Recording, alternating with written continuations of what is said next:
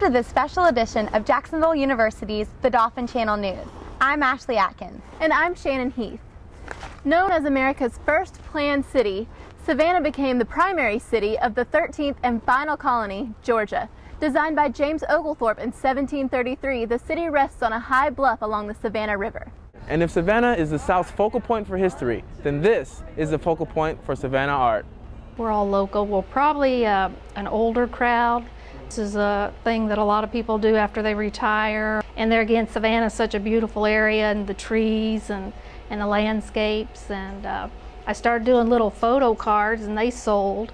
And then I got invited into this gallery and started doing bigger things, and it sold. And it's just been a real blessing for me. This is the art mecca of the South. It would be perfect because of the history of City Market. This used to be an old trading market. Third generation of buildings here. Creativity is on display throughout the City Market, but it's the people that characterize what Market City is all about. I've been in Savannah 77 years. I'm fourth generation Savannah. And what's great about Savannah is really not in the state of Georgia, it's in the state of mind. You can come down and spend some time in the shops.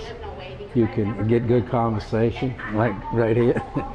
And I don't know, it's just, you just have to experience it. For the Dolphin Channel, I'm Joseph Nick. During the Civil War, when General Sherman ended his march to the sea, it was in Savannah that he stayed. He headquartered himself at the Green Meldrum House after taking it from the city. Originally built for Charles Green, a cotton merchant, the Gothic-style mansion on Madison Square was later purchased by Judge Peter Meldrum in 1892, whose descendants later sold it. Now the house resides as a parish for the St. John's Episcopal Church and is now open to the public. The former kitchen, servants' quarter, and stable have been transformed into a rectory for the church.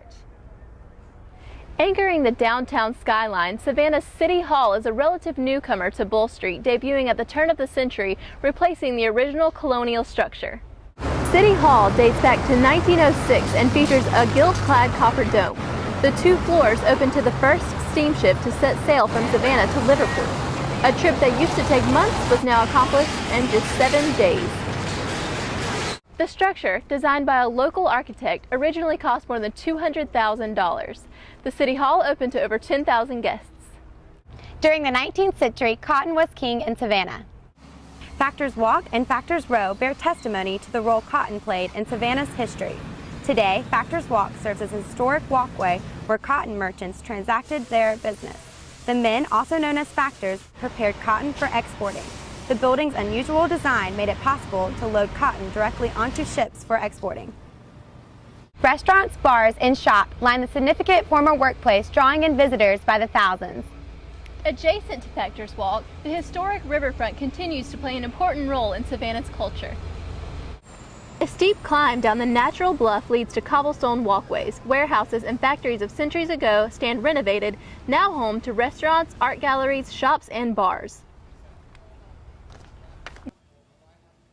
Savannah's historical riverfront remains one of the more popular areas in the city. With a unique place in Southern history, Savannah is the home to the oldest black church in the United States. Samantha Snyder takes a look at this historical site. Here at the First African Baptist Church, where Reverend Paul Little takes me on a tour chronicling over 200 years. The First African Baptist Church dates its roots back to 1777 and is officially named the oldest African American church in the U.S. Reverend Paul Little explains the church's importance in American history. It is believed that this particular location was a safe house for those who were enslaved. Well, the pattern on the ceiling is used from a 9 pattern that was actually used by those who were instrumental in promoting abolishing slavery. And when the slaves would see that particular pattern on the outside of the houses, they knew that that was a safe house for them to go. And so that particular pattern on the ceiling is very instrumental for that particular time.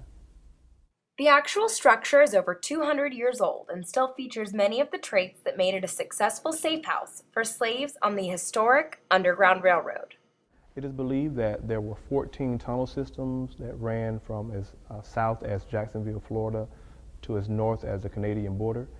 It is believed also that the Congo cosmograms, which is a West African prayer symbol, was actually served as air holes for those who were enslaved underneath the actual church where the tunnel would go through.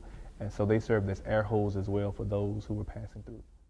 Reverend Paul Little is the minister of youth at the church, where the motto is to be a historic congregation with a modern determination where love makes a difference.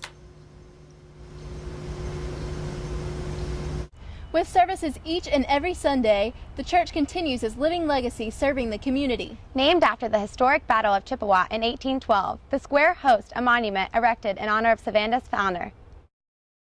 Made famous by Tom Hanks' Forrest Gump and his bus stop bench, the square remains a popular destination for tourists. The square features Georgia's founding father and the architect of Savannah. While you won't find the actual bench from the movie, you'll find plenty of space to sit and enjoy the view. Savannah's McVie Israel Temple stands as a testament to one of America's first colonial Jewish communities. Congregation McVie Israel is the oldest Jewish congregation in the United States. That fact aside, Rabbi Belzar is positive his members are experiencing something special. We like to think we're unique in any case. So on Saturday morning, it's really very classical. We call it classical reform. Our sanctuary has many, many people because they like the form of worship. The congregation's museum is also well attended, with documents and relics predating the United States Constitution.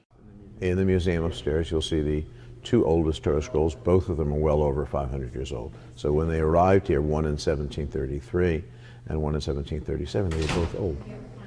A wonderful collection of presidential letters, the largest presidential letter collection of any synagogue or perhaps even any church in America. The congregation goes to show that when it comes to preserving history, there's no cutoff point. For the Dolphin Channel, I'm Joseph Newman. With over 200 years of history, the edifice is toured by over 500 people weekly.